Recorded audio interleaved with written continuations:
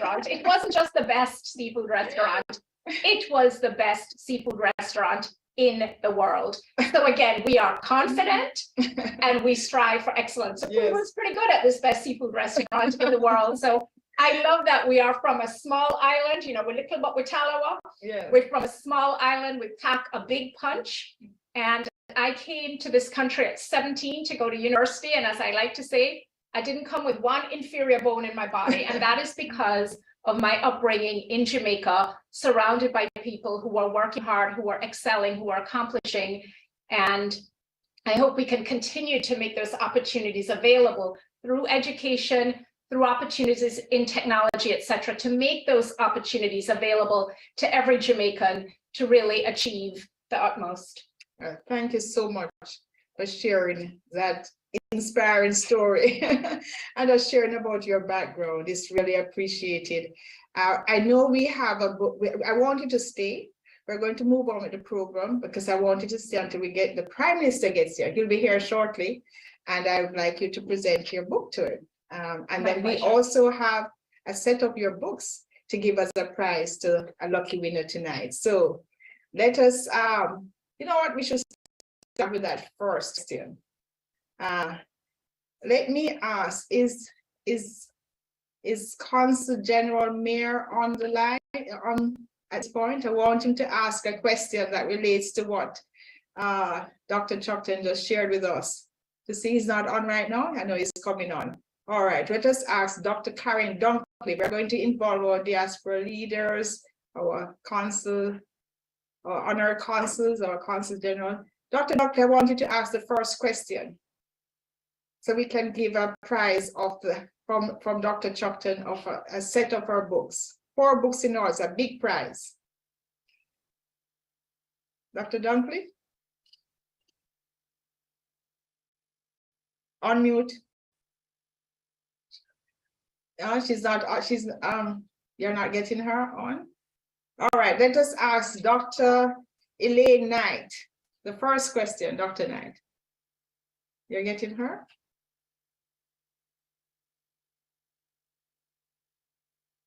You can unmute Dr. Knight. I know this is a bit of a surprise, but I know as diaspora leaders, you're always ready. Ambassador, whilst we wait. Yes, while we wait to give away the books, let us now introduce our next guest, who also will have quite a few gifts for all of us here. And our next guest is none other than Mr. Mark Chambers. Please go ahead and introduce Mr. Chambers. Ms. Taylor. Thank you, Ambassador. I wanted to point out that there was a question for Dr. Chutkan in the chat, so I'm not sure if we could allow. Please go ahead. Let us ask that question and then we get to Mr. Chambers. Okay. Go ahead. Mm-hmm. From Trevor Smith, he says, do you think the Jamaican diet is conducive to good gut health and building the immune system? Mr. Smith, thank you so much for asking that question. I think that the traditional Jamaican diet absolutely is, because, you know, we eat a lot of food from yard. It is, but what we have seen in countries like Jamaica and others in emerging economies is we have seen that the young people in particular are eating a lot of sugar sweetened beverages, and that is leading to rising rates of diabetes, of obesity, etc. But if you think about what our traditional Jamaican diet is, it's a plant heavy diet. It's a high fiber diet. We eat yams, cocoa, callaloo. These are really superfoods because of their high fiber content, and they're high in what we call polyphenols, which are plant-based chemicals. We do eat a little saltfish and pig's tail, but if you think about the traditional Jamaican diet, a lot of root vegetables, a lot of green vegetables, a lot of fiber. So I do think that it is very much a health-inducing diet, and I think we really have to work to cut down on the consumption of these sugar-sweetened beverages and these ultra-processed foods. In fact, let me just extend your time a little bit more to tell us a bit about callaloo. You were sharing with me how, but it is also a superfood. Callaloo is incredible. It is high in fiber, and per 100 calories, you might be surprised to learn that per 100 calories, callaloo has more iron in it than sirloin steak. So it is not only, hello, Prime Minister, it is not only high in fiber, it is high in iron also, higher in iron per calorie, in fact, than red meat that we think of being, very, very high in iron content. So callaloo is, whether you steam it, boil it, stew it, blend it, callaloo is something we should definitely be trying to eat more of. Well, thank you so much. And before we get back to Mr. Chambers, let me just welcome our Prime Minister, the most honorable Andrew. Ambassador, good to see you. Welcome. And I walked in on the conversation about callaloo, Yes. and you were giving some very interesting facts. Well, you look very well, Prime Minister. So I think you are eating a lot of callaloo and other root vegetables that you should be eating because you're really the picture of health. It is, I eat a lot of greens. Wonderful. Well, it shows. It shows. Prime Minister, have a seat. Dr. Choctor, you had wanted to present your book. Prime Minister, when I'm doing these presentations as a gastroenterologist, I'm often doing procedures on people. So I'm very delighted to not be doing a procedure on you this evening and rather to be presenting a copy of my latest book, The Antiviral Gut. It is my utmost pleasure to present that to you as a proud Jamaican. So tell me a little bit about this. This book is about how we can be healthier hosts, how we can be more resilient to viruses. We know that exposure to these viruses is somewhat inevitable. They are everywhere. But we know that by strengthening the antiviral defenses located in our digestive tract, things like stomach acid, the gut lining, the mucous membrane, the gut microbes, that we can be more resilient so that even when we become infected, we are asymptomatic or mildly symptomatic and we make a full recovery. And So that's the goal. does eating too much affect the status of the gut? Eat too much of the wrong food. So right before you came in, we were talking about ultra processed foods, particularly those very sweet, sugar sweetened beverages. But the good thing is lots of callaloo is very protective. That's the way to grow a good gut garden, to increase the population of healthy microbes. Jamaican food is the way to go. Yeah, interesting. Yes. Interesting. So I grow a lot of callaloo in my backyard, and I have a little backyard thing going on. Amazing. As I said, it's showing you're looking very digestively healthy. But if you can grow the food yourself, that's even better because the food is only as nutritious as the soil it's grown in. So if you're growing stuff in your backyard, you're not using pesticides, weed killers, glyphosate, any of these things. So this is even more microbially rich callaloo that you're eating. Interesting. Now, does the callaloo have to be green? Because I have a variety. No, doesn't have to be has- green. that has a different color. And I will tell you my experience eating callaloo from my father's backyard a few miles up the street. Unfortunately, he had sprayed it with deer repellent and forgot. So that my callaloo excursion, the homegrown kind, had a few twists and turns to it. But in general, callaloo is a very easy plant to cultivate. But what else is there that's good? Yeah. So all the high fiber foods, so root vegetables like yam and cocoa, sweet potato, these are all also really good. Cassava is good. Anything that comes out of the ground or I'm hearing out of the tree. that what we call chocho. Yes. That's a new superfood. Is that true? I don't know about superfood. They're all good, but chocho, again, anything that is grown on a tree, a bush, you dig out to the ground, anything that does not stop in the factory on the way to you, comes straight from the ground to you, all good. And the variety is important because just as diversity in the world is important, we all have different gifts that we bring to the table. Diversity of food is also important. Chocho has things in it that callaloo doesn't have, that cabbage has, that carrots don't have. So eating a variety of different fruits and vegetables is important. Very important scientific study that was published in 2018 from the American Gut Project showed that the most important predictor of gut microbial health was the diversity of plants that people ate. And the magic number was 30 or more different plant foods per week. 30. 30. I can't think of. No, 10. not just vegetables. So remember, when we talk plants, we're talking about fruits, vegetables, nuts, seeds, whole grains, herbs, spices. Food. So you think if you think about a salad, you could have a salad with onion, garlic, lettuce, tomato, carrots, cucumber, a little callaloo, you could And put in some that 30, you seeds can in add there. also the bananas, the yams, anything coming from the ground. And the spices, the cinnamon, the cumin, all of So it. what about the starches? I mean, isn't that Less being portrayed now as, you know, too much starch, too much yam, too much? if the starches are very processed, so think potatoes over potato chips. Yes.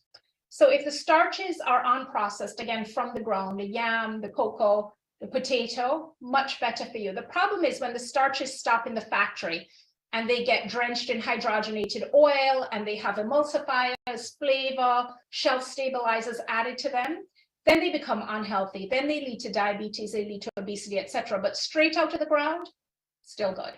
Okay, all right. Thank you so much. Thank you so much, Ambassador. Thank you. Thank you, Mr. It's a Thank pleasure you. to see you. Yes. Right.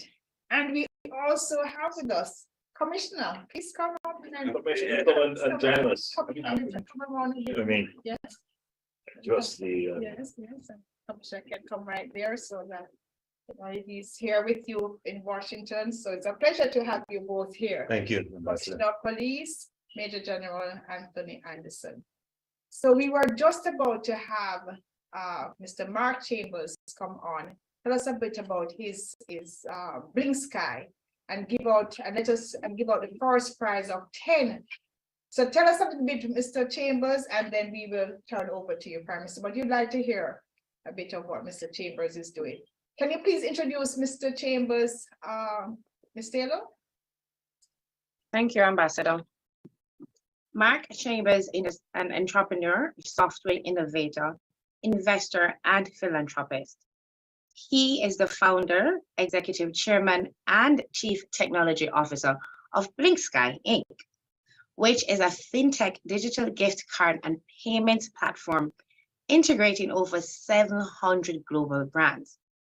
Mr. Chambers has also founded Ringyard, which is a telecom service to offer low-cost, frictionless communication to over 47 million people. Mr. Mark Chambers. Thank you, Mark. It's a pleasure to have you. Okay. I hope I can spill a little secret and say congratulations to you and your beautiful wife on the birth of your recent daughter. Congratulations. Thank you, Ambassador. Pleasure to be here. Over to you. Tell us a little bit about Bling Sky and tell us, and then you can let us know we can use or we can access that first prize of $100 gift card. Absolutely. We're going to be giving away $1,000, so to $100 each to 10 people. So we're excited about that. Ambassador, again, thanks for inviting me. Prime Minister, pleasure to see you again. It is such an honor. It is such an honor to be amongst such esteemed Jamaicans. And, you know, I really have to thank the ambassador for pulling me out of hiding to really come and talk a little bit about what we're doing in technology, what we're doing primarily here in the US. And just a little bit on my background. I am a son of the soil, a son of Jamaica, moved here 30 years ago to New York. My father was a Baptist minister in Maypen. My mother was a teacher, school teacher, and you know, just really always had a love for software. At age 19, I wrote my first software and got featured in the New York Times. Within maybe 2 weeks of that, the US government called and said they wanted this software for the Department of Defense. And it was an unbelievable thrust into technology for a young man at age 19. But fast forward almost 20 years, much more older, much more wiser, did a company based around calling into the Caribbean, a company called Ringyard, ran that business for quite a while. Maybe someone here maybe used to use Ringyard, but that led us to this gift card platform that we've now built called Bling Sky. Everyone on this call knows what a gift card is. They've either given one here in the US or they've gotten a gift card. So what we've done with US retailers is we've allowed them to digitize that physical gift card. So we've written a piece of software and platform that takes this physical thing and turns it into a digital platform. So took us 2 years to write the software, pitched it to a bunch of retailers here in the US. Initially, everyone said no, but we kept working at it. And, Home Depot gave us the first opportunity to integrate with them. And is the CEO at Home Depot a Jamaican lady? Yes, I think she is. Yes. Okay, And Home Depot, we're now based here in Atlanta. So Home Depot is an Atlanta company. So I think maybe that played some role in it. But once Home Depot gave us that green light, then we took that win and we went to other retailers such as Target and Walmart and Gap and Whole Foods and Best Buy. So to fast forward now to 2022, we have 300 of the top US brands on Blink Sky. And I want to, while we're maybe talking here, I'm just going to share my screen real quickly, and I hope everyone will be able to see this. So that, I know everyone is in front of their computer, so they can literally just open a browser and go to that URL, and you'll see all the brands that we have here in the US. You'll see all the brands we have in Canada, another 80 plus brands in Canada, another 120 in Europe. So your Marks and Spencers, your Nike in Europe, and across Europe, Germany, Italy, we also have brands there. And then we're pushing into the Caribbean. So that's what I'm super excited about. We did it in reverse. So we started here in the US, but now we're pushing into the Caribbean. So we've onboarded brands like Fontana Pharmacy. We just closed the deal with JPS. And it's really allowing the diaspora to gift in a digital form. And I hope everyone, while I'm talking, they can bring up the Blink Sky website. And let me just switch to that screen so I maybe can just walk you through what it looks like. What I want to get to is how they can activate the first prize. Absolutely.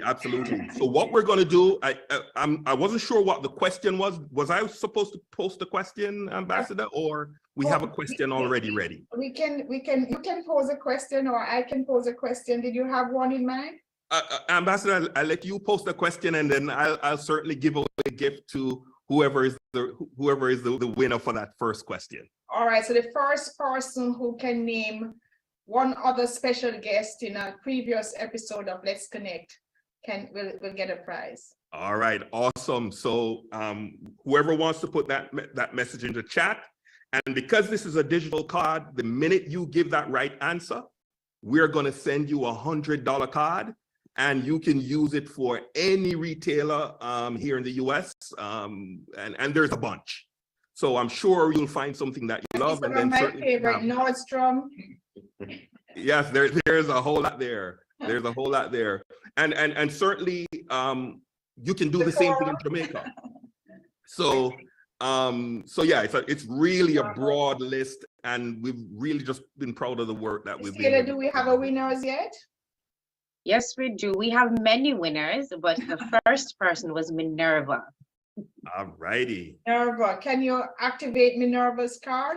Okay, Minerva, we somehow need to get Minerva's mobile number. All right. Minerva, are you there? And I think maybe Minerva can, well, I'm not sure if she wants to put it in the chat, but you could send a private chat to Jamaica Alicia Taylor. Awesome. Okay. Awesome. All right. So while that is going on, we'll come back to you, and I thank you so much for that very informative overview of the work you're doing. We really celebrate entrepreneurs and Jamaican American entrepreneurs. We are really proud of the work that you're doing.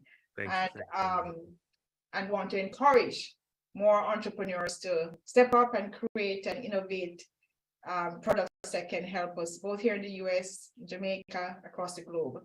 So we'll come back to Minerva getting her first prize of a Blink Sky card for $100. But we don't want to keep the Prime Minister waiting. So I want to say, Prime Minister, thank you so much for joining us again. I know this is the second time while I'm in Washington that you have taken the opportunity to greet members of the diaspora. Yes. And so let us go straight into it, just hand over to you. I know you have a busy schedule from Tuesday. You've been going back to back, so we won't keep you long this evening. But I know you had some very productive meetings and look forward. Well, thanks for having me on your show, Ambassador. I think it's a great way to keep connected with the diaspora. The diaspora is so important to Jamaica's development. I think I've said this over and over and over and over again, but it can't be said enough times. And I'm very pleased to see that you have made this part of your tenure as ambassador to keep the diaspora connected using technology. I don't intend to speak much today. I brought a special guest with me, the Commissioner of Police, so he will do a lot of the talking. Yes. And I'm sure there are many questions there that I would like to avoid. The Commissioner will take some of the pressures. But I'm sure our family here in the diaspora has been following the activities in Jamaica and the actions of the government in keeping Jamaica safe at this period of time. As we enter the Yuletide season, the Christmas season, the first Christmas season post-COVID, since the removal of the DRMA measures, we are expecting a literal explosion in entertainment, in commercial activity, and in movement. Now, whenever that happens, increased movement, increased commercial activities, increased entertainment, we are expecting that there will be an increase in accusatory crimes, challenges to public order, traffic, and other such issues. So in doing our advanced planning, it is clear that we will need more security forces on our streets to ensure safety and security for the average Jamaican. For your mother going to the market, or your aunt going to the pharmacy, or people just going about their regular business. So that's one consideration for the government.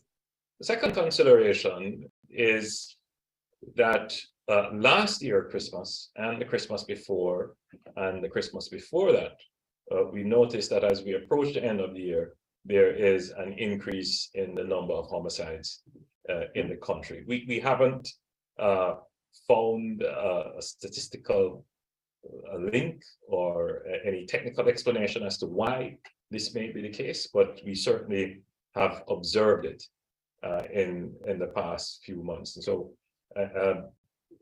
the government has decided that in addition to putting more security resources through the recruitment of new police officers, which we've just graduated about 300 new police officers, and we did 300 months ago. We're also going to utilize the powers of a state of public emergency to be able to deal with what we see as a present danger for increased criminal activity, threat to life and property during this period of time. And so we have declared, as you would have seen in the press, another state of public emergency. It is viewed whenever a state of public emergency is declared, there immediately goes off bells of alarm, of concern, because it does project that the government will use exceptional powers. The use of the state of emergency is a very clinically applied measure. In other words, though the tool itself gives broad powers, we don't use all the powers that could be utilized under a state of public emergency. It's very targeted, it's very specific, and it is designed to protect lives, protect livelihood, and to protect the human rights of all Jamaicans. Unfortunately, the conversation has been about the rights of the criminals, the rights of the people who are going to commit the crimes. But very rare do we hear anyone talk about, the right to be able to move around freely in your community, without the threat of a gangster depriving you of your freedom of movement, your freedom of association, your freedom to do commerce, your freedom to worship.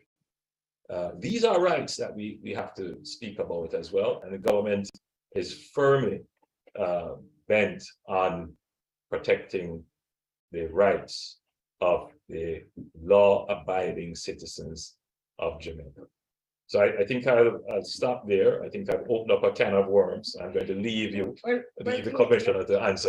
Before you go though, I know this is top of mind because it's the biggest challenge you're encountering at this time. And you are here this week specifically to bring in US support. Right, so I was going to leave that part of it to the commission, but yes. since you've raised it, a part of the purpose for me being in the United States is that we have to have a multifaceted approach to tackle crime in our country, particularly homicides. And so the use of emergency powers is just one of a suite of tools that we use. One of the areas we're pursuing is greater partnership with the United States. And today we had an excellent meeting that was hosted by the Department of Justice, and they had various law enforcement agencies, including the FBI and other entities, and we were able to discuss our current slate of programs that we have with them. We were able to identify gaps and further opportunities for partnership. So I think after this meeting, our existing partnership will be quite robust. But we were very straightforward in asking for the assistance of the United States in interdicting and prosecuting a certain number of criminal actors of which we are aware, of which we have intelligence, and which we will share with the United States. They live in the US and they either solicit, direct, or finance crime, particularly homicides in Jamaica. And we're seeking the assistance of the United States. And I think we have gained some ground there in being able to track these people, in being able to interdict and to prosecute them. And that will have a massive impact on safety and security in Jamaica. We also raise the issue of guns. Of course, guns in America is a very sensitive subject, and we are always respectful of our partners' laws and constitution and culture. But the challenge is that the illegal trafficking in weapons and light arms have a destructive impact on our societies in small island developing states like Jamaica. We were very pleased to hear that the United States has passed legislation to more effectively deal with the illegal trafficking of firearms and weapons. I believe it is the Safe Communities Act. Yes. That was recently passed, and that they have had their first conviction, I believe, under the act.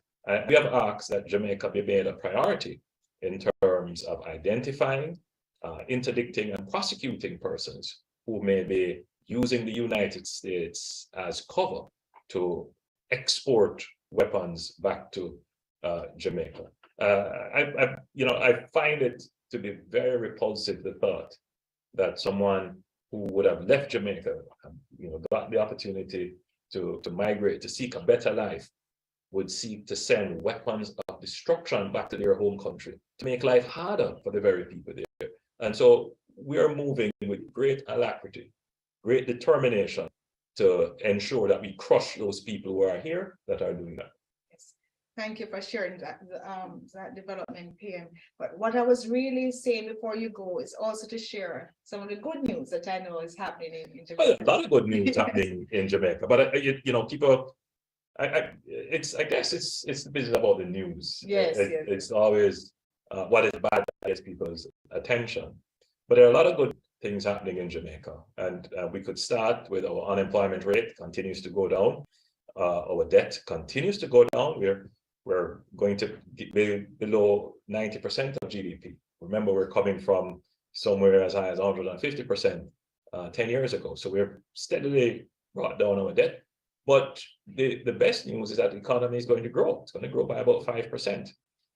Inflation has stabilized, still higher than what we have targeted. It's higher all around the world, but it has stabilized.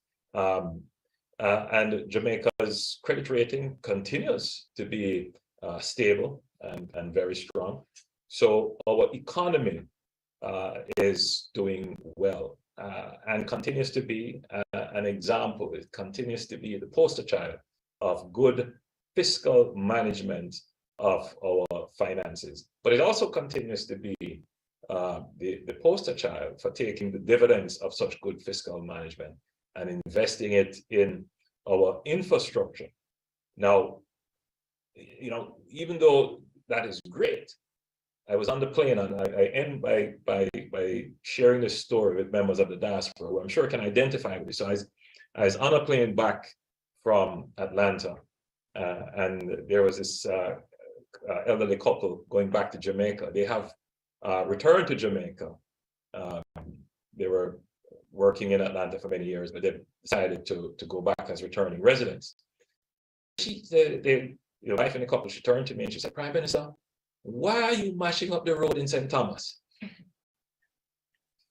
And it just struck me that the average person sees the infrastructure work that is going on, but does not have a full understanding of the profound effect, first of all, of this infrastructure work and what is required to do that infrastructure work. Now, for those of you who are on the platform who are from the parish of St. Thomas, you would know that that main road that is in the parish of St. Thomas that goes around the coast, maybe about 70, it was built maybe 70 years ago. And since then, not much has been done with it. It is a piece of infrastructure that connects Kingston through St. Thomas into Portland. But it is, some parts of it, it's very near to the coast, and therefore it's susceptible to climate change issues. That road is heavily used for mining and quarrying activities. And when it was originally constructed, the equipment and technology that we have to give you a proper road did not exist. So the road was very winding and steep. Now we have decided to make a massive investment in a new corridor. So we're not only building a new road, we're changing the road alignments in many areas, but we're not just putting down asphalt. We're putting in water mains which did not exist. We're putting in capabilities in some areas for sewage, and we're making provision for broadband cables to be laid. And we're winding the roads to 4 lanes in some parts, and we're improving the off-roads as well, in addition to major drainage to protect the roads and to protect the communities. It's a massive infrastructure. But the problem is, it's not a greenfield road. Yes. We have to rip up the existing old road to put this new road down. It has been an inconvenience to the citizens living there. And I can understand that someone coming in and see all this work going on, not seeing how is it going to end, because it looks quite chaotic, but it's moving apace, could come to the conclusion that nothing is happening because they haven't seen the asphalt laid. They're seeing us digging up the road to lay the pipe, cutting the channels for the drains, and so forth. So I thought, since you have given me the lead-in, to point out to persons who may have this view about what is happening in St. Thomas, that what we're doing is transforming St. Thomas. This is going to open up the forgotten parish, the parish which, as a result of the rebellion, was totally ignored for over 160 years. It's now getting the attention it deserves, not just with a new road, but we are also building a new town for St. Thomas. Many of you would know about the Goodyear factory, which accommodated the production of tires back in the 70s and 80s. It was the main source, aside from sugar, for employment and production in St. Thomas. And you know what? In the 90s, it was shut down. Globalization, things changed, and that factory wasn't used again for almost 30 years. And now we're taking that land space and we're developing an entire new town center, properly planned with all the infrastructure for civic, for commercial, and for recreational facilities within that new town. So St. Thomas is getting an entirely new road network, a brand new town, but all of that takes time, and we can't, move the people and put them somewhere else while we're doing the work. So there is some amount of inconvenience while it is being done. So I say, in closing, pardon St. Thomas's progress. Thank you so much for sharing some of those positive news with us, because I guess many of us, even those of us who are not from St. Thomas, we have been a little bit sorry for the neglect that we have seen in St. Thomas in the past. For decades. So we're glad to hear of this positive news. And I know you have to go, but I have to take two questions, one from David Dunkley and another from Carly Largan. That's it. David Dunkley.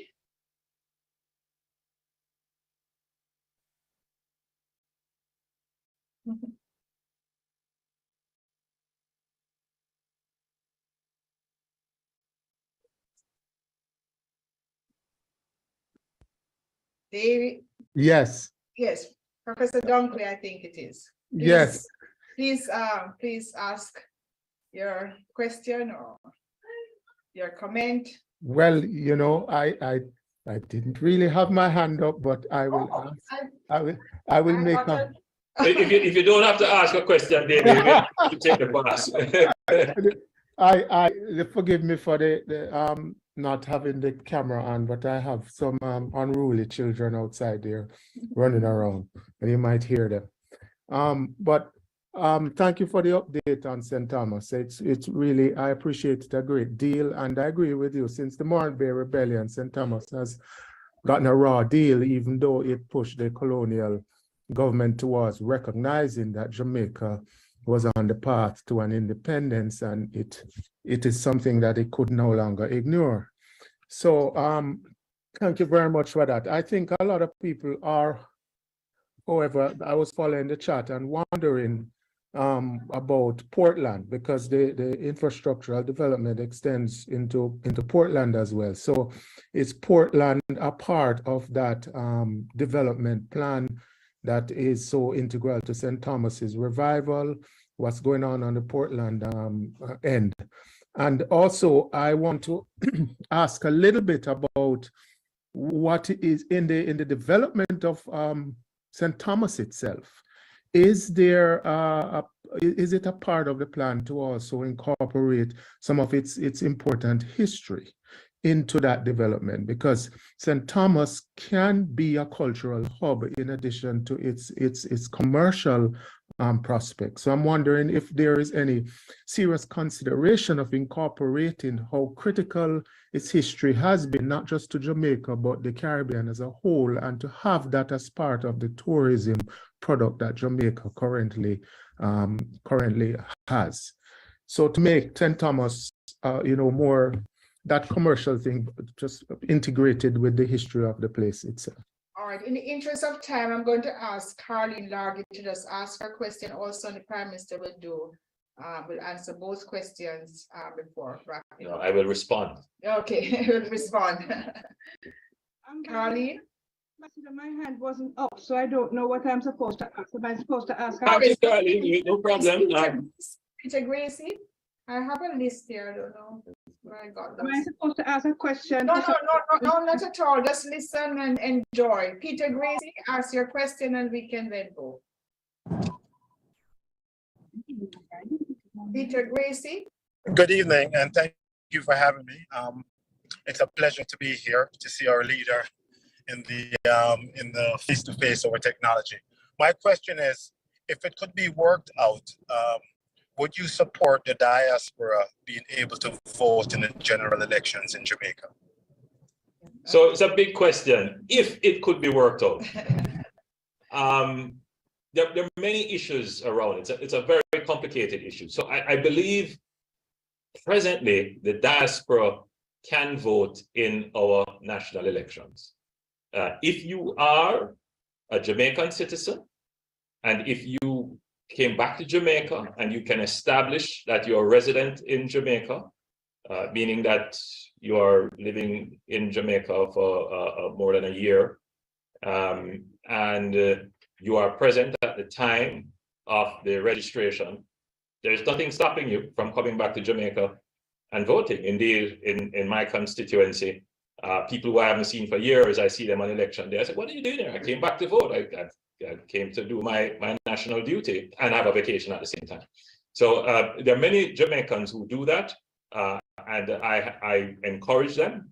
I think it's a way to keep connected with the society, and I don't see a challenge with that. But if you're asking whether or not persons who are connected with Jamaica but they may not be citizens, would they be able to vote not coming back to Jamaica through some other mechanism, mail-in ballot or so forth?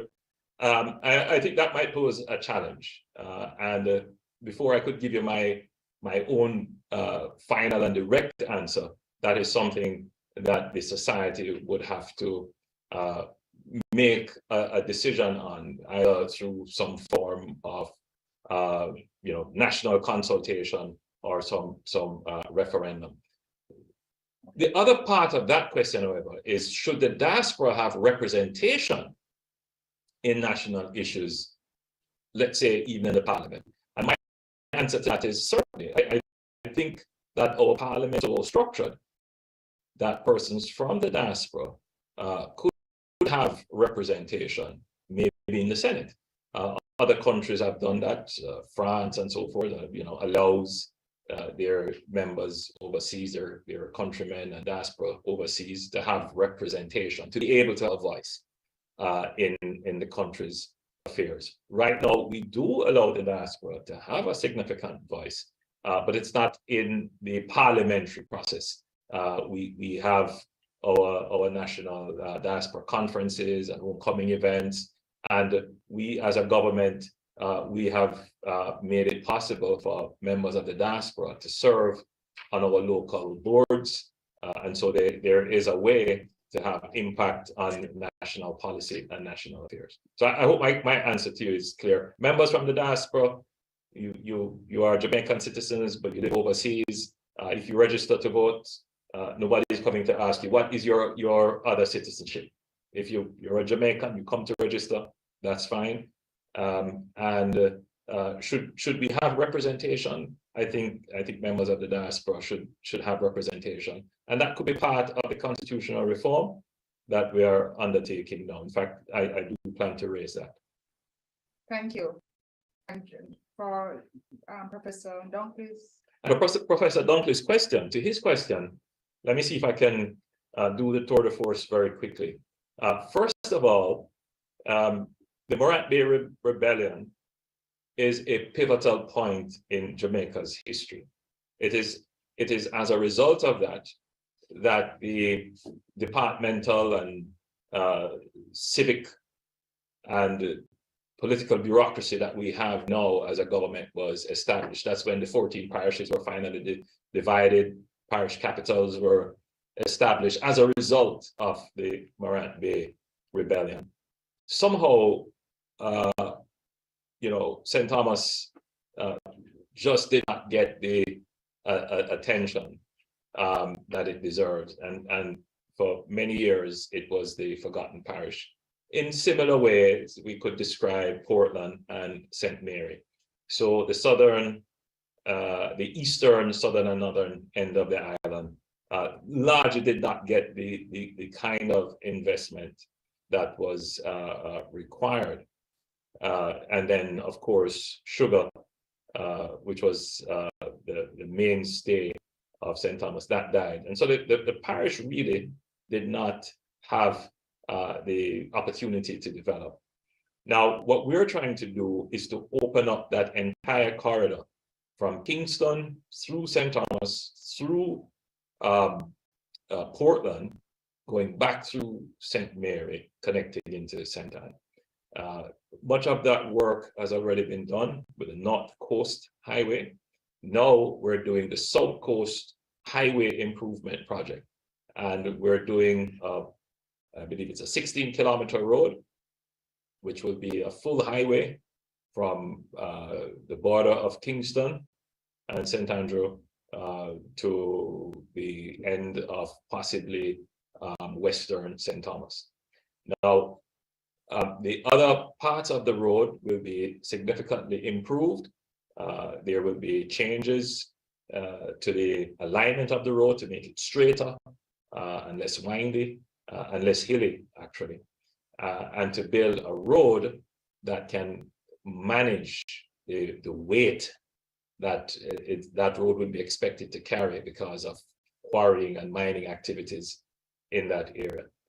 We do plan to utilize the rich heritage assets that exist in St. Thomas, the Bath Fountain, for example, that we're trying to get an investor to come in and partner with us and develop that facility. And already we're seeing hotels starting to take an interest in the coastline, the beachfront for St. Thomas. There are about 2 hotel developments that are quite advanced. But what I'm particularly pleased about is that there is an increase in housing construction. So there are several housing projects that will happen as a result of the road. I had already mentioned the town, that the new town that we're going to build, but the old town of Morant Bay, where the statue, the courthouse, and other historic buildings exist, we plan to develop that into a tourist attraction. Now, many of you may not know, but we have put a cruise ship terminal at Port Royal. Now, I want you to just imagine, you have the Norman Manley International Airport, you have a cruise ship terminal at Port Royal, which itself is an historic venue. So now you have all the infrastructure to have people flying to Jamaica, get on their cruise ships, or they can end their cruise ships here and get on a plane if they so choose, or if they come here on their cruise ships, then they have so many attractions from Kingston going all the way into Portland. So it opens up the entire area for tourism. But the parish of Portland itself has a similar development plan where we are going to build a new development road, which is a bypass for the town of Port Antonio. But this existing South Coast Road Improvement Project goes all the way around the coast and into Port Antonio and connects back into the North Coast Highway.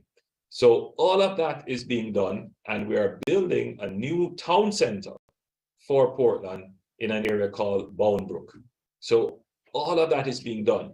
So I close by saying that after 1865, the British divided the country into parishes, into counties, and established the basis of government, naming the capitals and the town centers. Since then, we haven't done anything with them, really. The towns have existed. They are one-road towns. They're congested. It's very difficult to have public order. And the towns at their present stage are preventing growth. What we're doing is to take all of those towns and we're going to reimagine them. We're going to restructure them. And where possible, we're going to build new towns that are more functional, that allow for greater commerce, freedom of movement, ease of business. And the existing towns where we have historical assets, we're going to preserve them, we're going to improve them, and we're going to turn them into attractions. And so that's our spatial development plan, that's our urban development plan, that's our rural development plan, and it is well underway, and you're seeing it being activated right now. The end of it, maybe 10 years it will take to do all of these, but be assured we have started. Wonderful. Thank you so much, Mr. Prime Minister. Well, you can't leave without asking a question because we have a big prize to give out to persons who listen to you. And that prize is a trip to Jamaica, courtesy of JetBlue, to go and see all the developments that are happening around the country.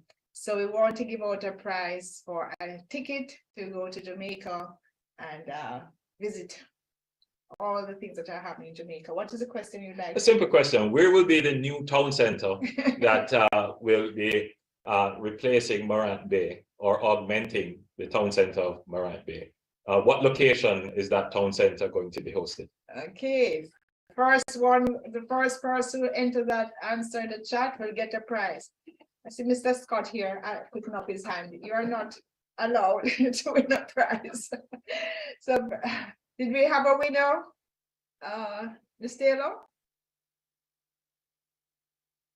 No winners yet? I thought that was an easy question.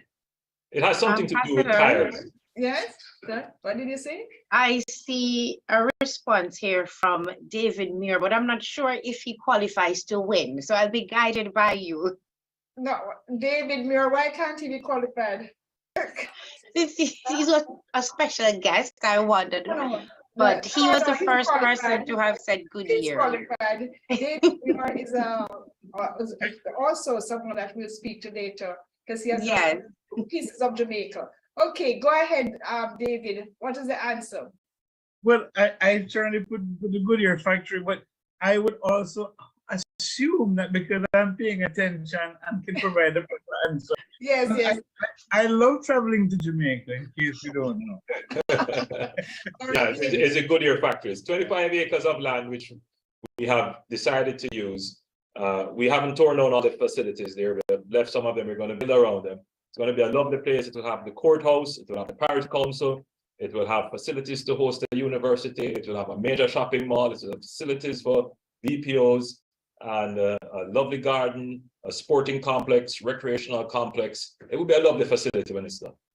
Wonderful. And you know, it's a good segue because David is also the author of this book, Pieces of Jamaica. David is one of our renowned photographers in Florida, and he has put together a lovely book here, and he wanted this to be a gift to you, Mr. Prime Minister. So, David, you want to say a few words about your book?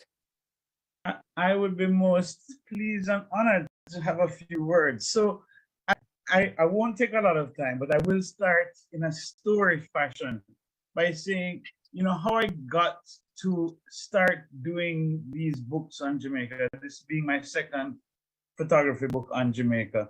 My first book came about when I was, you know, I moved away from Jamaica because of the pursuit of other things that I could find outside of my country. And I left with a heavy heart, loving Jamaica, always wanting to continue to support that passion for Jamaica.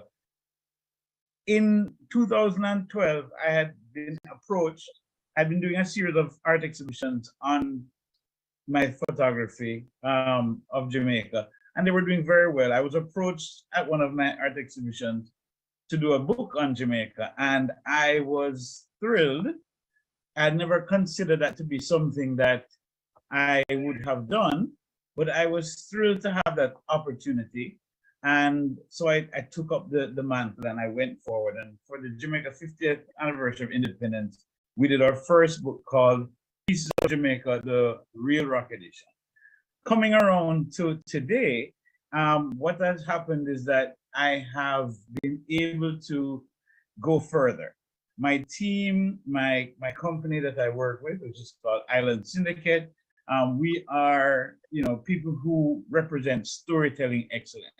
And so we work on projects outside of just this one book. But having just come from doing a whole series of photographs for the Jamaica Tourist Board during the COVID period when they were working to do some rebranding and get new images of Jamaica, I was able to sort of re-energize myself and doing another book on Jamaica. my business partner, Khalid Thompson, really thought, while the first book was excellent in and of itself, it was primarily showcasing my personal passion for the people of Jamaica. And we had more that needed to be shared. So instead of just using that one book to be the be all end all of what it is that we could share about Jamaica, we decided to go in once again and to do something more. So after we finished the project for the tourist board, we started this project December 2021. And through the next, I guess, 5 months, from then through April 2022, myself and my photography partner, Sean Henry, who's a well-known painter and wonderful watercolor artist in Jamaica, we went through the entire island. We went over and over. We spent every day up and down the hillsides, through the valleys, doing all that it could take to showcase what we love about Jamaica, to show the landscape, to show the people, to show everything. And in doing so, it was so incredible that not only someone like myself who loves Jamaica completely, I got to learn how to love Jamaica even deeper. And I found that there were, even when I think I know Jamaica so well, there's so many parts that are yet undiscovered. And I mean undiscovered to the masses. Sure, everybody know a little corner, everybody know their favorite areas, but to be able to go, to certain parts of the country and to experience things that when I'm telling my friends and sharing on social media, no one or the majority of people have never heard of these places. And so to share that experience, share my joy of Jamaica in this way was something that I'm just so proud to have now, my second coffee table book, showcasing all that is wonderful about Jamaica. So, Prime Minister, I'm glad to see you leafing through the book. Yeah, I tried to find some pictures of St. Thomas. You know what? I don't think you had a highway set up for us to get through. So then you make it a point. No, honestly, every parish is in there. There's certainly some of St. Thomas. And I've had a lot of people comment and say, you guys should have put it by parish so I could go and find my parish, the one that I'm searching for. I guarantee you, when you take it home, Prime Minister, you will going to go through it leaf by leaf. There is St. Thomas existing in the book, and it's so interesting. I'm so honored actually to even be able to present this book to you. So I thank you for being here and for accepting. I'm sorry I can't be there in person. I'm here in Florida, where it's a little warmer and a little more comfortable for us Jamaicans than up in the DC area. But I think I've used my time, but I'm just telling you thank you. And thank you for being here and for visiting with us in the diaspora. And trust and believe the Jamaicans abroad, we have a lot to contribute. I am here, I'm a Jamaican man in Florida, and I really want to tell you that we Jamaicans all around the world really want to say that we love our country and we want to continue to contribute in different ways. And here is one little way that I could do something to share my love of country and culture. On behalf of the people of Jamaica, we accept this contribution and we thank you for your efforts and your work and encourage you to keep on being a true patriotic Jamaican. God bless you. Thank you. Thank you. And Prime Minister, on that note, we will allow you to leave. If you want to, you can always stay a little longer with us. You should have done that. No, I'm just. Yeah, no, I'll stay a little bit to hear the commissioner. Okay. So before we get to the commissioner, I want to, since you're staying, let us go straight to the commissioner. Commissioner, I know that you have had a tough few days, few weeks, few months maybe. And I'm very happy to see you here in Washington, and I know you're having some good meetings. Probably want to share a bit with members of the diaspora, or even more importantly, take a few questions. Well, sure. I mean, we could do either. Yeah. Just to say that, policing in Jamaica is always a tough thing. The good thing is that we are doing a lot to change the JCF. The force is developing in ways that perhaps people are not aware of, and we are always trying to get our communications bit better so that we can make people aware. Sometime in late January, early February, we'll be having an expo down in Jamaica National Stadium so that people can actually interface with us and see where things are with respect to their police force. We've incorporated a huge number of technology. We had some 35 technology projects running all at the same time. Things like digitizing the reports at stations, rolling out the things that have been in every report that has ever been written on the JCF. Pretty much all of those things are being done at the moment. So you will see the disappearance of the big diaries, and already we have about 10 of our facilities online with that. We will have all of the divisions on by the end of the financial year, at least their headquarters. And as we work in connectivity between our facilities, we have about 186 stations, and then beyond that, some other facilities. But as we work on connecting them, we're connecting through microwave, through fiber, and also we are testing satellite communications as well. So that is allowing us to connect information from among the stations, also instant updates of communications and data, which is critical. And also we shoot that now to devices, handheld devices that police officers carry, particularly those ones who are doing things like traffic ticketing. We're doing that automatically now on devices. What used to take 15 minutes takes a minute or less, just to create more efficiencies.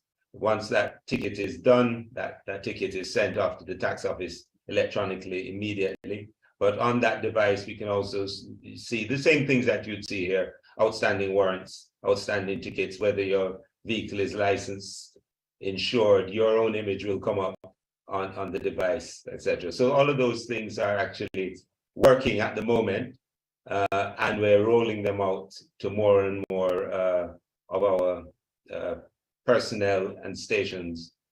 The other thing is that we've had to expand the force. There's no question about it. With this kind of development that is taking place, we have to develop along with that overall national development. And so the force has had a lot of investment, financial investment in it, but the plan for development is well established. It nests into the overall plan Secure Jamaica, and the JCF is a critical part of that. Within the JCF now, we start with our strategic and corporate plan, which is what allows us to get budget. And of course, that nests into the different plans at various levels. Our 5 portfolios each have their plans. They're done annually. And then below that are area and divisional plans, which are really our operational plans about how you're going to go about policing. Those are supported by our GIS system.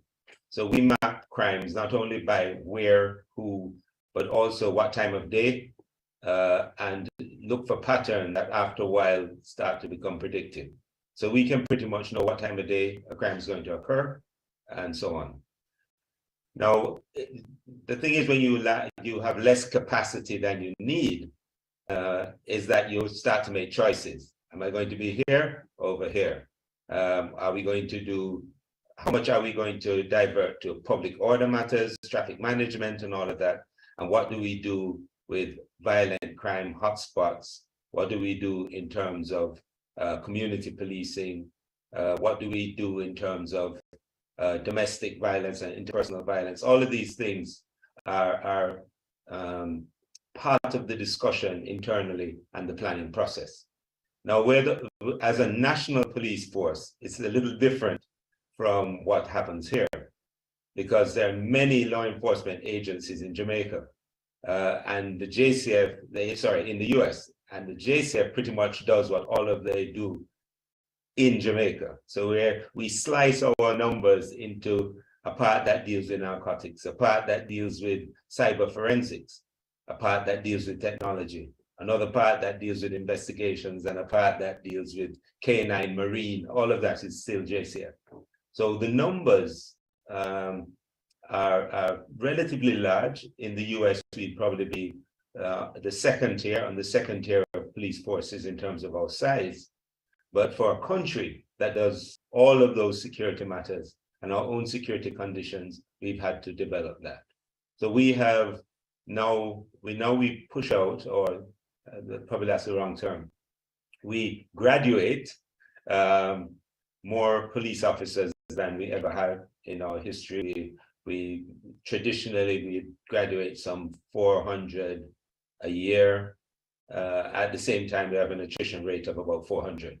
So you didn't really have any net gain. You had a replacement, and that's why we hovered at 11,000 officers for the longest time. Now we are recruiting and training 1,200 plus per year.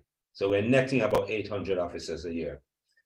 To do this, we had to develop 3 additional training facilities, and more importantly, training staff that can ensure that the quality of the officers coming out in all of those facilities is uniform and actually a better product.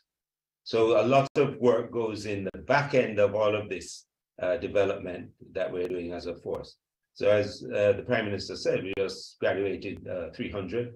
I think last week, about 3 or 4 weeks before that, was another 300. So we're on track to do that. What's the target? They're targeting initially 15,000. We have crossed the 12,000 threshold and are going up reasonably quickly now. We lost 2 years during COVID. At first, we couldn't recruit at all. And then we had to recruit in an environment where we had to create so much space between each person that it was challenging getting a lot of numbers. So during a COVID year, we still managed to recruit 700, which is actually more than what was done before. But that's just because we had developed all of these facilities and instructors to be able to deliver quality police officers, but a lot of them. So there's pretty much no area of endeavor, whether it is improving forensics, ballistics, cyber forensics, all of that is being done. So if you are going to ask, a lot of people, you hear a lot of discussions about different types of policing that we should do, whether we should do community policing or hard policing, proximity policing, all sorts of terms that are thrown out there. The truth of the matter is we have to do all types of policing. So probably a better term to use would be an integrated policing model to deliver what is needed at the point and place where it is needed. Just as the last thing before I'll open to any sort of questions would be, we have taken last year, we took a particular look at domestic violence. We found that 16% of our homicides are from interpersonal violence, and not necessarily what we call domestic violence, but interpersonal issues that cannot be resolved. The domestic part of that was significant enough, not just in homicides, but the sort of damage that it does and offenses against the person, but just damage to the society and people. So we worked assiduously in developing 10 domestic violence centers across the country, which the police run. We manage them. We have professional counselors, psychologists, and all that working in them, but we ensure the standard across them, and we are the managers of them. They are heavily used, very heavily used by our population, both women who are abused, men who are abused, and also abusers as well come in between their episodes seeking help. You will find that not just in Jamaica, but in a number of countries, the domestic violence issue, once it has, after the initial report, the complainants do not wish to continue with the matter. And that creates a problem, obviously, for law enforcement, because we can't enforce against something that didn't happen. So what it allows us to do, though, is not ignore that, but also give an opportunity for diversion into the domestic violence centers so that they can resolve those issues and it doesn't become a worse problem for them and for us and for the community. So I'll just leave it there. Lots of stuff happening. Yes, thank you so much, Commissioner, because I think all our members here, they want to know that they can visit Jamaica and have certain assurances of safety. So we are very pleased at the work that is being done. We are aware that the challenges continue and we feel that we're on the right path. So thank you for sharing. Let me just Sorry, recognize. Ambassador, if I just quick one, because I left out what we're doing here. Yeah. I know the Prime Minister has spoken about it. So we have some ongoing relations with our US partners in law enforcement. We have 7 agencies in Jamaica that we collaborate with and actually have day-to-day collaborations on working on transnational crime, but also on local issues, local here and local there. So we actually have a partnership, an ongoing partnership. Obviously, as a matter of fact, what's of interest is that we are one of the few countries in the world that has an outpost of the United States Postal Inspection Service who does collaborative work with another country. So that it gives us many routes into what is happening here that impacts Jamaica. This meeting that we had is particularly important to us as law enforcement, the ones we had, because it gave us a chance to interface with a high level of a number of our partner agencies and explain to them the significance of the connection between Jamaica and the United States in terms of some of our criminal organizations. And it should not be that somebody who is ordering crimes, murders, funding them, pushing guns back into Jamaica should feel that they're in the once they're in the United States, they are safe from us and from the authorities. So we're going to do everything we can to ensure that they are not safe here. And so a lot of this work is to do collaborative work with the United States law enforcement agencies to look at them from this side and perhaps get some extraditions back to Jamaica for prosecution. Thank you. Thank you again, Commissioner. I just want to quickly take some questions from Dr. Lewis, Make We Talk, Asher Richards, and one from Facebook and one from the chat. 5 questions and that's it, wrap. So we start with Dr. Lewis.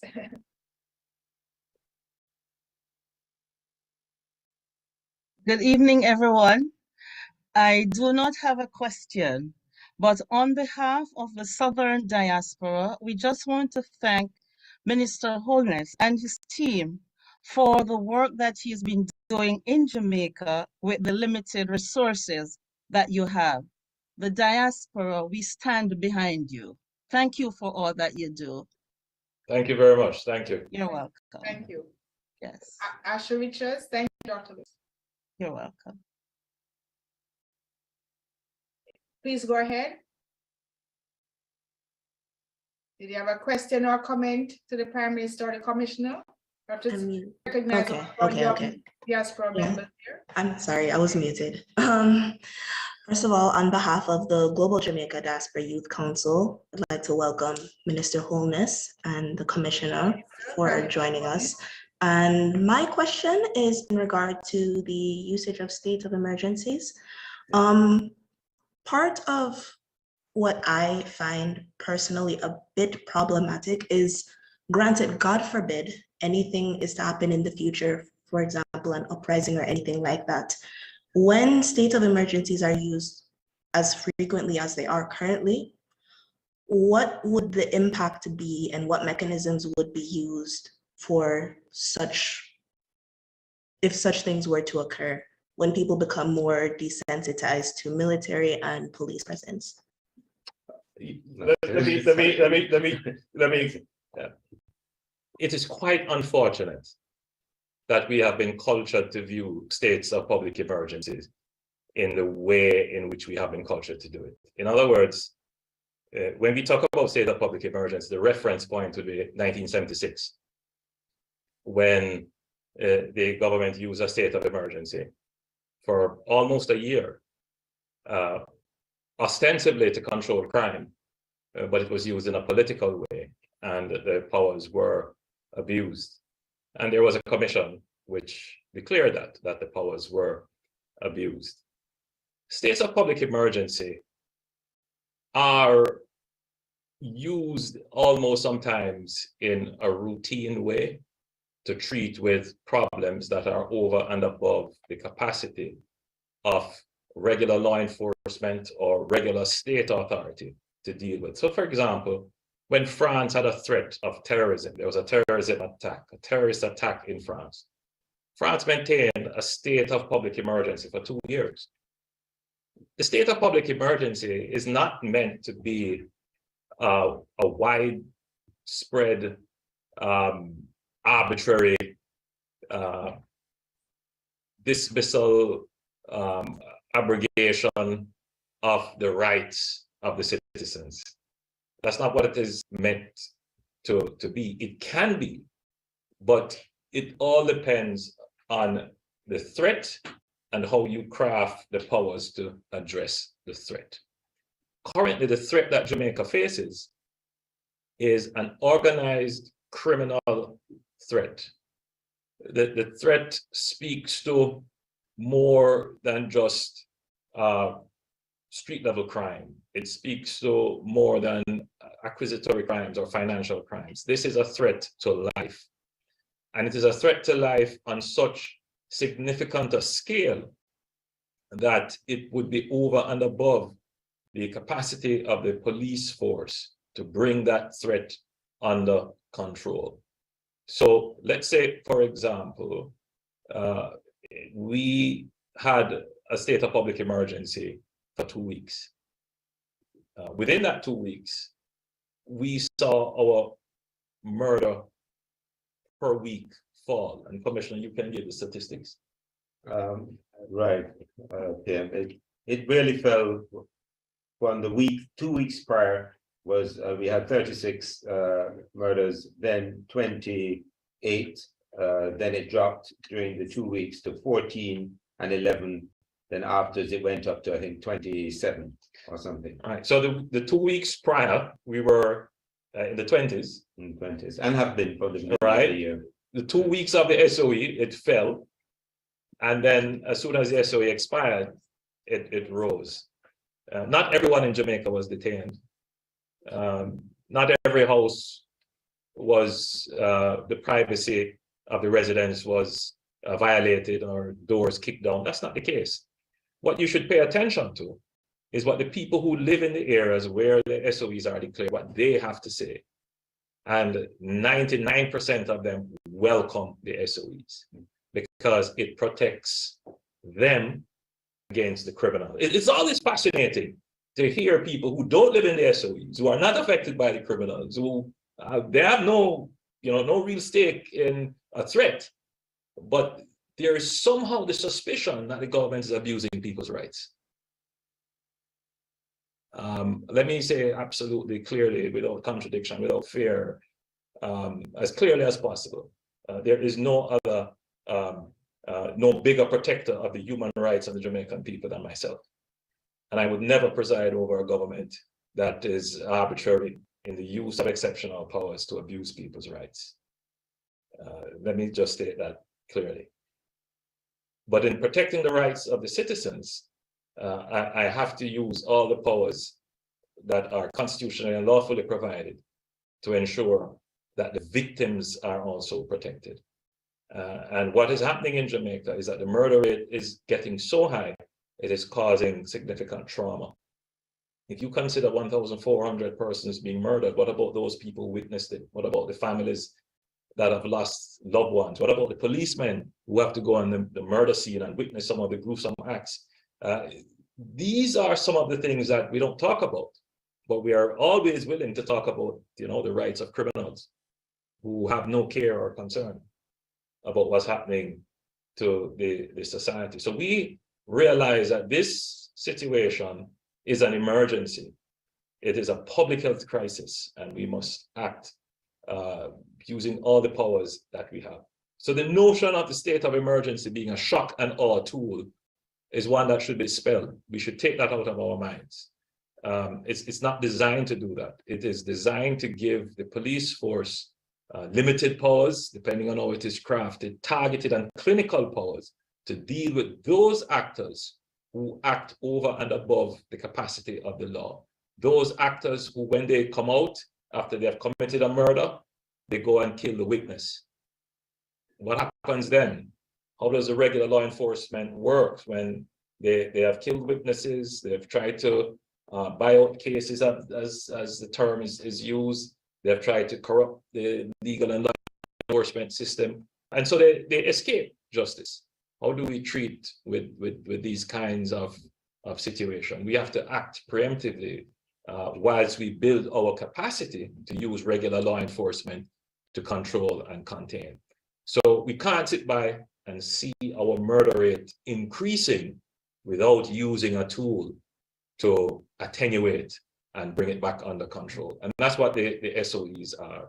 They are an effective tool in slowing and reducing the murder rate to give regular policing time to build capacity, to build more police stations, greater technology, more policemen, better transportation, so that we have that capacity now to treat with those criminals who act over and above the capacity of regular law enforcement. Yeah. Thank you, Prime Minister. Let me now just ask Jeffrey, make we talk. Let us unmute. Jeffrey Tavares. Good afternoon or good night, Prime Minister and Commissioner of Police. I don't know if you're aware that in the SOE area right now, the Maxfield Avenue area, 3 persons were gunned down last night. And the second question, maybe to the Prime Minister. The Governor General in 2016, in his throne speech to Parliament, said that they're going to put legislation in to have Jamaica separated from the Queen. And also in his throne speech, he said that there'll be term limits for prime ministers. They're putting legislation for term limits for prime ministers. When is that going to happen, Prime Minister? And Commissioner of Police, the SOE in the Maxfield Avenue area, 3 persons were gunned down last night. Could you explain the SOEs in? How is it that 3 persons were gunned down? Okay. You want to take that one? Yeah, first? I can take that one first. So an SOE is not a magic bullet. We just say that. There's still persons who are bent on killing each other out there. Now, what it does for us, as a matter of fact, there's no other form of policing that we normally do that we stop doing when the SOE is in place. What the SOE does is just give us some very specific powers. One is that we are able to detain persons who we have sufficient intelligence to say that they are involved in killing people. So what it in effect does is allow, some of that intelligence comes from the community itself. What it allows us to do is separate the murderers from those that they wish to murder, largely. The second thing it does is allow the defense force to operate without necessarily having a police officer with every set of them, which means that their deployments are much more rapid and can be more diffused in how they deploy if they are near to something that is happening. Under normal circumstances, they cannot. And under other existing legislation, we are not empowered to remove persons from communities who are creating a threat to the community. So that is essentially what it does and how we use the powers. But CP, I mean, let's be frank. I mean, even when we used the SOEs last week, we cut murders from in the high 20s into the low teens. Murders still occurred, didn't it? Right. The SOE is in place now. Last night would have been for a day, for 24 hours. We're gonna have the SOE for 14 days. The fact that murders happen whilst the SOEs are in place doesn't mean that the SOEs don't work. What it does show you is the difficulty of the situation that we face.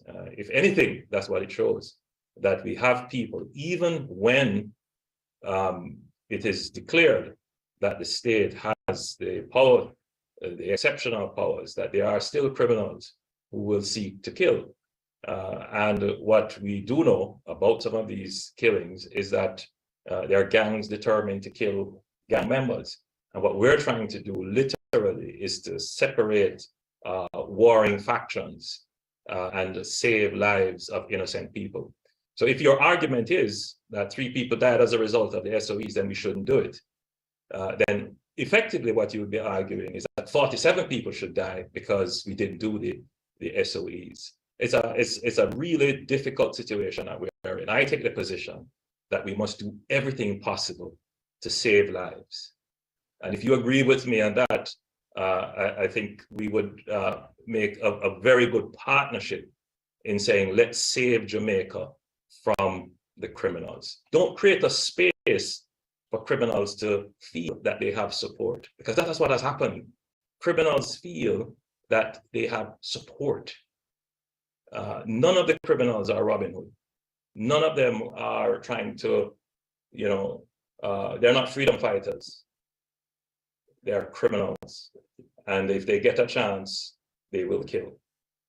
I think one of the things that's perhaps not appreciated is just for how long Jamaica has had over 1,000 of their persons killed per year. It crossed that threshold in 1997.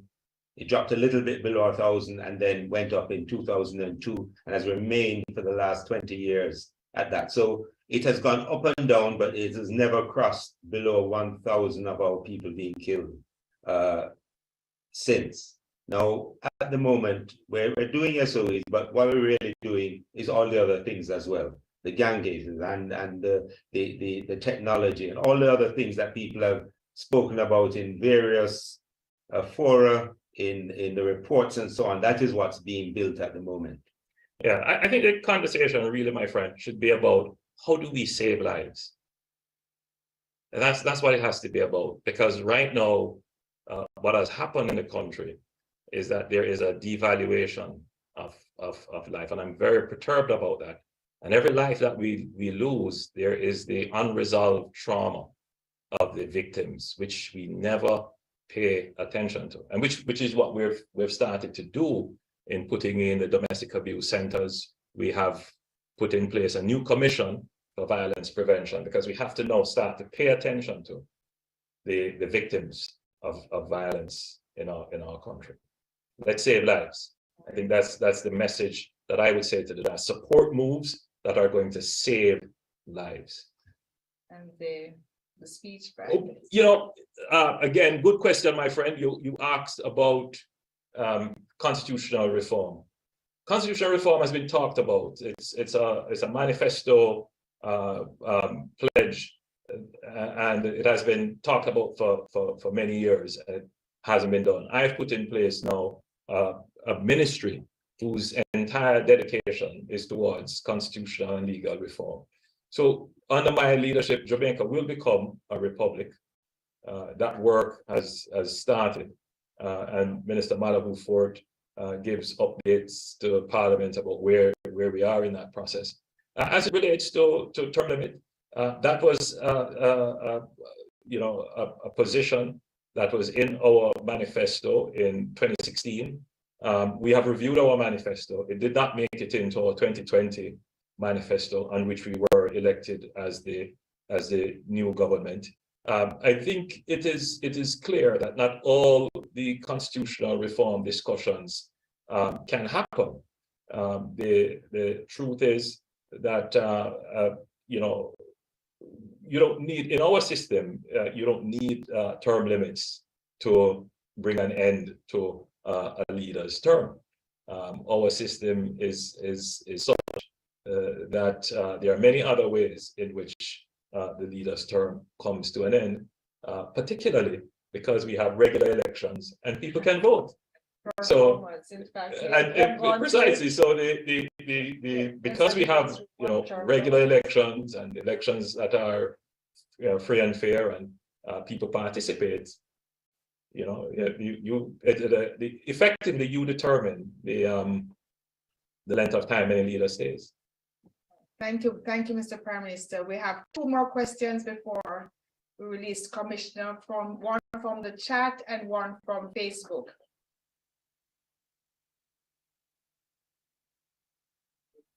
The question from the chat, Ambassador, is for the Commissioner, and it comes from Will Rattigan.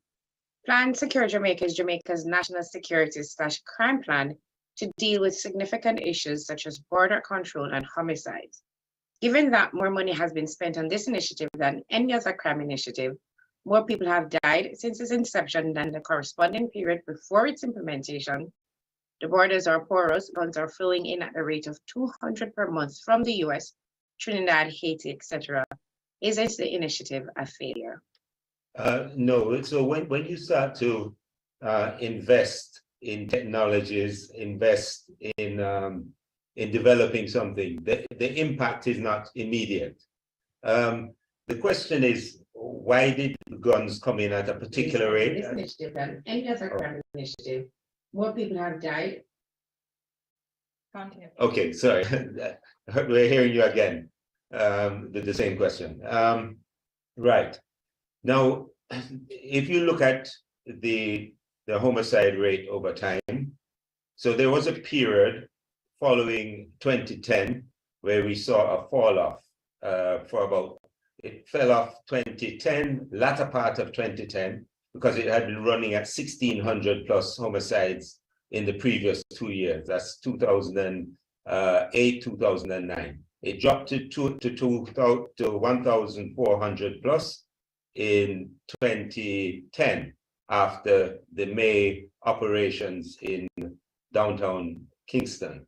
It kept falling for the next 2 years until 2012, and then started to go up in 2013, down in 14, up in 15, 16, went back to 1,600, and then in 2017 went up to 1,600 plus again, which was one of the 4 high points of murder over time. The first one being 2005, the next one being 2008, 9, and then 2017. These are your high points.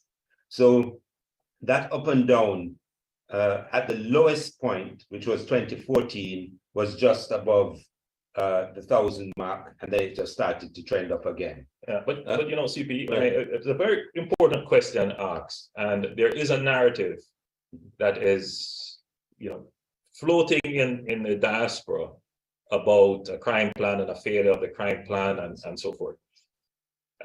Since I have this audience, let me say that the failure of national security did not start in 2016. It did not start in 2011. It didn't start in 2007. The failure of our national security has a 40-year, 50-year making, in that we, as a country, we took our national security issues with a level of unsophistication. Generally, we believe we're an island. Nobody has any interest in us, and we didn't make the level of investments that were necessary. And that is something that generations and decades and governments have to take responsibility for. So, for example, we were late to the game in recognizing that Jamaica had become a transshipment point, and it reached to a point where the level of intervention that was required was so significant that at the time when the intervention had to be made, it literally almost saw the collapse of many state functions, because by then the criminal networks would have infiltrated our police services, infiltrated our civil services, infiltrated our border operations.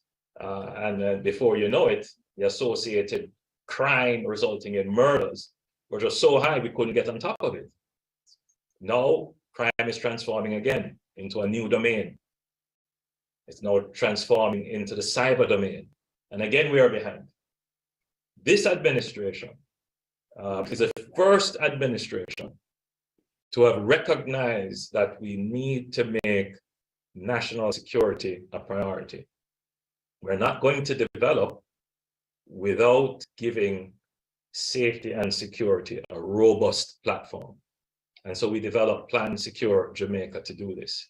You talk about the border being porous. Jamaica did not have even one functioning maritime patrol offshore vessel until this administration came and invested in 4. We didn't have a maritime patrol aircraft to protect the miles and miles and miles of our economic zone at sea, our maritime borders. This administration has done it. We have made massive investments in infrastructure for the police, including in technology, transportation, in communication, in training. The switch that was flipped many decades ago, which has resulted in the crimes that we now see. When it is flipped, you are not going to see the results immediately. And so there is a narrative carried that, oh, the murder rate went up this year, and then see, before it was down. That's not the analysis. That analysis doesn't make sense. You have to look at the problem from the long term. What happened to Jamaica? Why we moved from having 400 murders per year to having 1,600 per year. And that happened between 1989 and 2006. Why? What was done to stop that? So we must be very careful about the narratives that we carry, because it doesn't make sense. It doesn't make sense. What needs to happen now is for every Jamaican to get behind Plan Secure Jamaica, because the criminals don't care what perspective you take and what perspective you take. We must all bind together against those who just kill for no reason. All right, thank you, Mr. Prime Minister. In the interest of time, we are going to stop the questions there because you had. I see somebody there waving frantically. Everybody, many people. And you got the question out of the chat, I believe. So your question was asked, but we'll continue. I want to just say, the Prime Minister told me 30 minutes, and I want to be able to get him back in the future. And it's now hour and a half. So Look, I love being with the diaspora, and the questions are important to answer, because there are many narratives floating around that people hold on to. As I told you about the lady on the plane, yes, and her perspective on the road when we're really trying to improve the road. Yes. So it's important to treat with the perspectives. But I really want to get back to having, do you want to? Did you say? I mean, I could, whoa. No, it's 9 o'clock. I have an early morning tomorrow. 7 o'clock, yeah. So I'm going to ask for the next song to take from Miss Yasmin McCoy. Or before you go, let us just ask one more question. For a week at the beautiful Jewel Grand, if the first person can tell us what the police force, what are the numbers in terms of members of the police force, and where is it no, plan no, now? you need some specifics. So what is the plan? So you could ask, how old is the JCF? Oh, wow. That's a good one. Yeah, how old is the JCF? Okay, let me wait and see if that answer will come up, and then we will get back to some of our other prizes. We have 10 Blink Sky cards to give out. So and Miss Yasmin McCall will give us a song while we say thank you, Prime Minister, thank you, Commissioner, and we'll see who will come up with that answer. Thank you, Dr. Chuckton. Let me grab my prizes. Let us hear the start of your song. Yeah, are you ready, Miss McCoy? Oh, Yes, Jasmine, I am Jasmine. ready to. Go ahead. Go All ahead. our distinguished leaders, Prime Minister Holness, Ambassador Marks, and Commissioner Anderson, wishing you all love, joy, peace, and a blessed Christmas. Oh, come, let us adore him. Enjoy this upbeat, festive Christmas song. Oh, come, all ye faithful, joyful and triumphant. Oh, come ye to Bethlehem.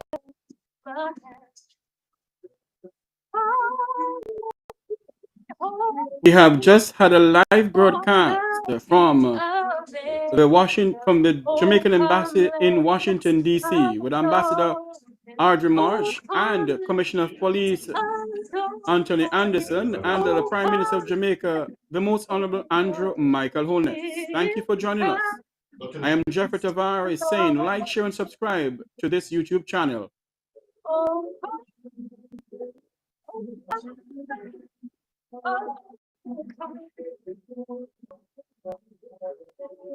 come on, faithful to Bethlehem.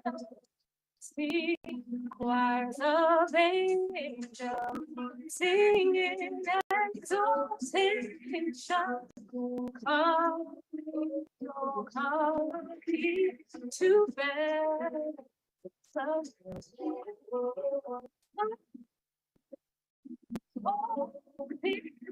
Born the King of Kings. Oh, come, oh, oh, come,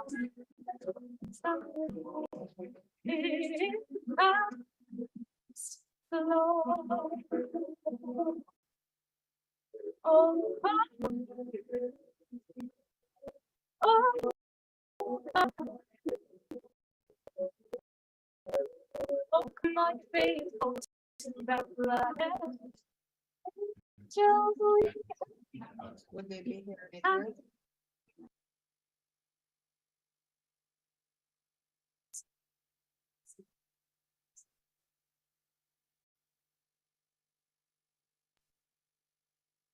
I'm not hearing. I'm not hearing.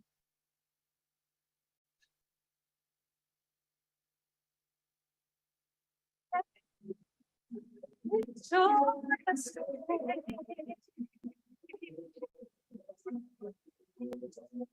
come on, faithful. Oh, come on, faithful.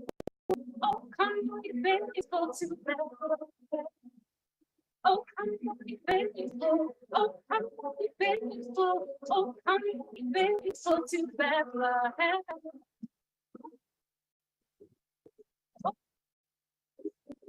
Oh, come here up there. Oh, come let's adore. Let's adore. Oh, come adore.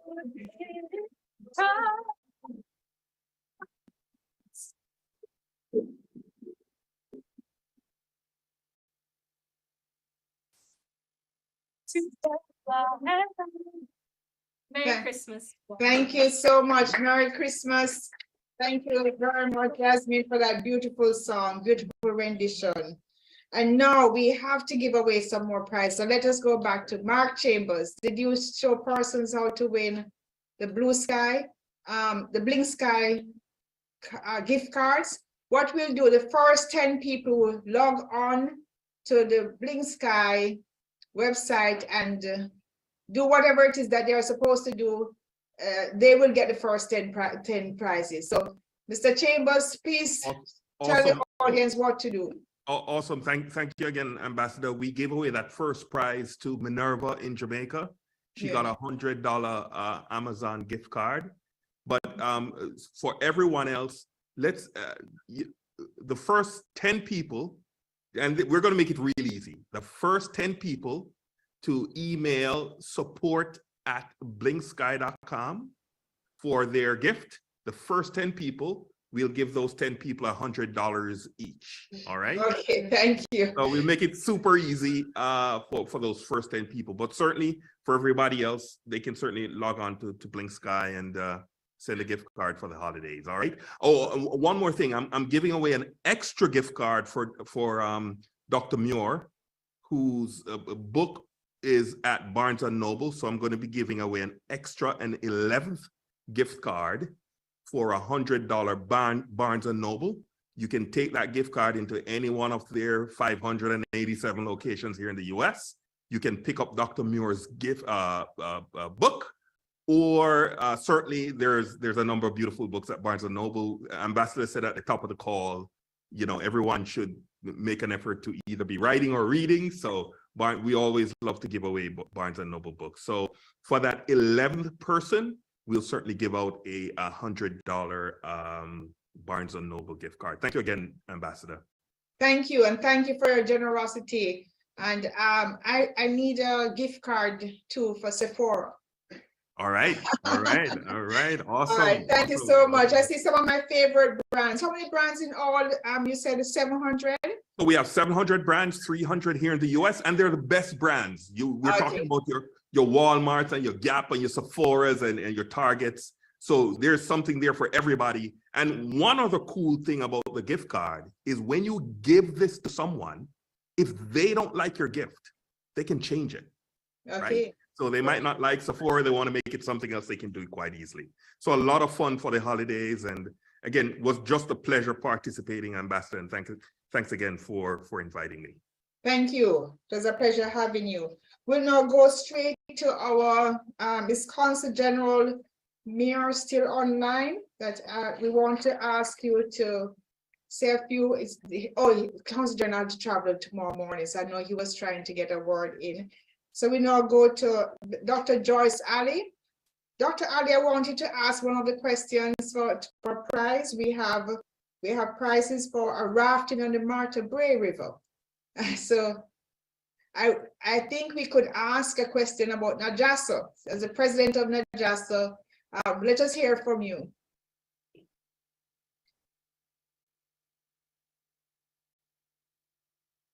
Please unmute Dr. Ali. And I love your outfit. You have come in the Christmas spirit. That's right. That's right. Thank you. Now, you said you want me to ask a question about Najasa, or just share a bit about Najasa and you can ask a question. Yeah. Oh, okay. All right. Well, good evening, everyone, and thank you, Ambassador, for this opportunity. And regarding Najaso, it's a National Association of Jamaican and Supportive Organizations, and we've been in existence for almost 50 years. So we have been going through a transition, certainly. And so things are difficult with COVID and all that. But our main focus is actually to provide services for Jamaica, for especially in the underserved communities. And for this past quarter, we have already assimilated and forwarded almost $200,000 worth of supplies, mostly health related. UE has been the beneficiary of a huge part, and also a hospital in Clarendon. And we are still gathering a lot more to send down to Jamaica. So we are a member organization of organizations currently. And we're reaching out to everyone, who would like to participate. You can look us up on the website or contact me directly. And we work very closely with the organizations in the local community, and everyone we know is suffering from not withdrawal syndrome, but probably a little bit of complacency because of the mental impact things have had on our community. So right now we are trying to explore ways in which we can assist individuals who are going through this, the effects of the pandemic. We did not know the impact would be that lasting. We may not have had the disease itself, but the confinement. The impact continues. Dr. Yes. Ali, I thank you for the work that you're doing. I think not just as our oldest diaspora organization. So I just really wanted to give a shout out to you and your team for the work that you're doing. And I'm told that the question has to be specific for the Martha Braith ticket. So we will ask, in which village is where's the rafting village? In which parish in Jamaica? Where is it located? The Martha Braith rafting. Let us ask that. And then Dr. Ali, probably I'll ask you to send me a note with the exact date of when NAJASA was formed, so I can ask that question later on. Okay. All right. Oh God. Oh no, don't tell it out. Don't say it out, or else I won't be able to ask the question. You have to send us a message with it. Okay. I'm trying to think of this rafting thing. You're trying to. No, I'm asking everyone. The first person to enter in the chat. Where's the rafting village located in Jamaica? The first person to enter that answer will get 2 rafting tickets. When you have gotten on your flight, staying at your hotel, you can go to attractions. Thanks again, Dr. Ali. We appreciate the work that you're doing. Happy Christmas, Merry Christmas to you and your team. Thank you. Thank you. We will now go straight to Silent Night from Mr. Garnet Mott. Can we have Mr. Mott give us a rendition of Silent Night while we look for the prize winners? Yeah. Where's the prize? Do we have prize winners for the police question? How long has the police been established? Dr. Mott, please go ahead and let us see a bit of entertainment while the persons mull the answers to those questions.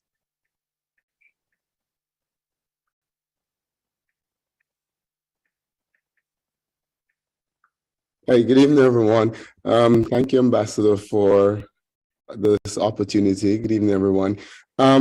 Actually, it is not me. It is the Jamaica Youth Chorale. And I just wanted to share with you that they will be performing at the National Cathedral in February for Black History Month. And just wanted you guys to support as best as you can. And we have a video of them that should be played in a few minutes. All right, please include a visit to the embassy, which is just 10 minutes from the National Cathedral as part of their tour. Yes, we'll try to get that done. So that's one of the performances. We have several others coming up in line, and we'll ensure that you guys get all the information so you can come up and support them. One of their first big international tours to the area. Excellent. Let's go with Silent Night by the Jamaican. Chat the question. You can go to her. That's it. It is 2 rounds, but it is 1 person or 2 persons. So you can give them 2 separate ones. So the person who wins is a rafting for 2. So they have 2. So if they do this, you can do another one.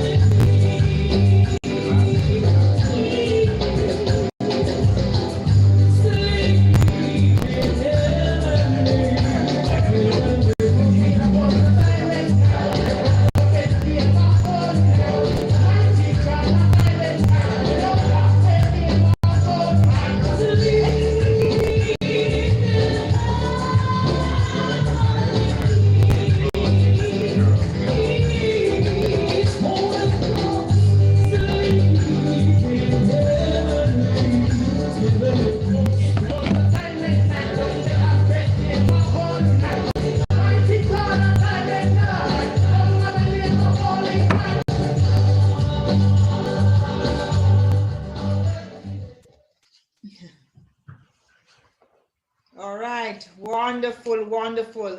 That give us a little taste of what we'll see in February from our youth chorale. Thank you, Dr. Garnett, for letting us know about it. Keep us informed so we can help promote this tour. We are very pleased to know that this will be happening. Thank you. And so we want to recognize, oh no, is it Mr. Mark Chambers who won the JCF prize?